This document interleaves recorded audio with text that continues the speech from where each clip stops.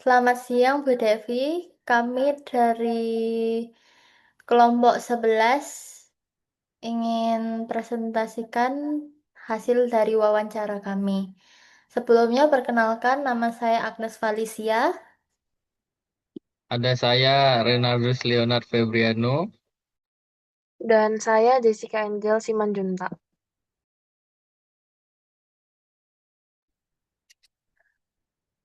Pada kesempatan ini kami akan membahas hasil wawancara dengan Bapak McDonald, manajer di PT Bank Negara Indonesia atau BNI. Wawancara ini berfokus pada bagaimana beliau menerapkan kepemimpinan dalam mengelola tim, mengembangkan SDM, serta mendukung transformasi digital di perusahaan. Bapak McDonald menjabat sebagai manajer di BNI. Beliau bertanggung jawab mengelola operasional, mengawasi kinerja pegawai, serta memastikan seluruh kegiatan berjalan sesuai visi dan standar perusahaan. Fokus kepemimpinan beliau adalah mencapai target bisnis, membangun budaya kolaboratif, dan mengembangkan kualitas sumber daya manusia. Dari hasil wawancara terdapat beberapa perilaku kepemimpinan yang diterapkan. Pertama, komunikasi visi dilakukan melalui briefing dan rapat rutin agar seluruh pegawai memahami tujuan perusahaan. Kedua, setiap eh, perubahan disertai dengan manajemen risiko yang terencana. Selain itu, BNI juga menciptakan psychological safety sehingga pegawai bebas menyampaikan ide dan masukannya. Terakhir, budaya inovasi terus didorong melalui diskusi terbuka dan pembelajaran berkelanjutan.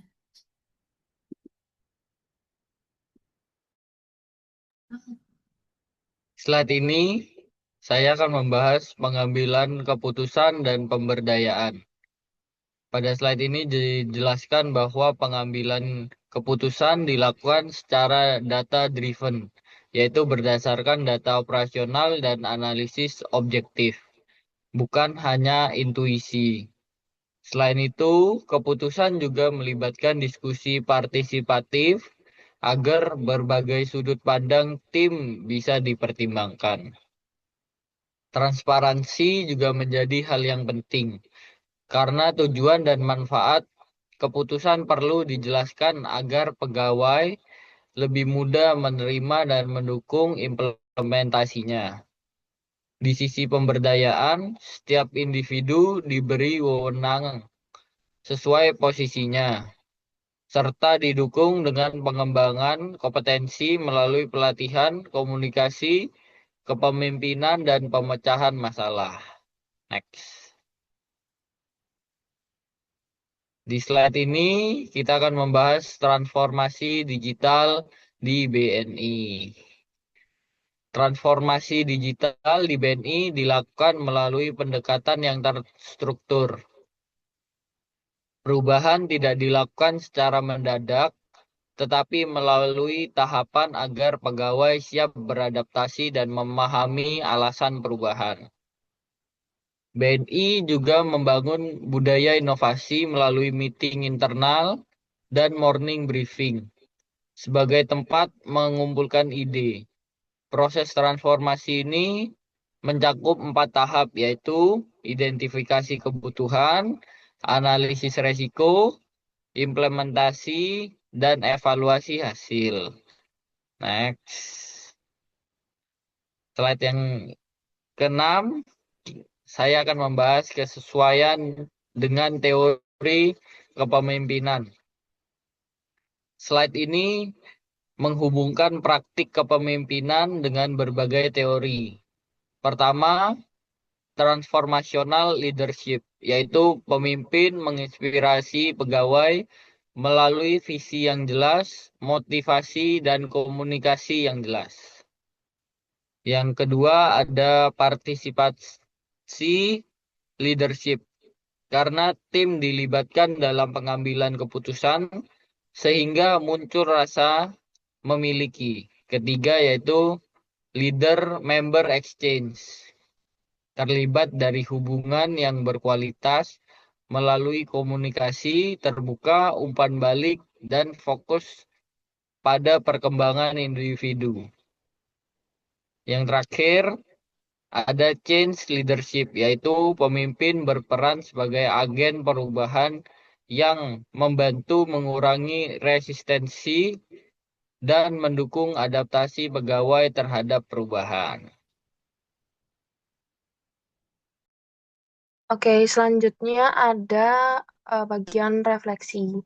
Di sini ada 4 poin. Yang pertama, komunikasi. Jadi setiap anggota tim tuh harus memahami arah bisnis dan peran mereka masing-masing. Jadi meskipun jabatannya itu karyawan, itu tetap mereka harus mengerjakan job desk-nya mereka masing-masing sesuai arahan ketua. Kemudian yang kedua ada data driven, yaitu keputusan berbasis data dan analisis, bukan terburu-buru. Jadi keputusannya itu bukan berdasarkan dari eh, opini per orang, tapi berdasarkan data dan analisis juga. Kemudian yang ketiga ada empowerment, yaitu kepercayaan dan ruang berkembang meningkatkan motivasi kerja.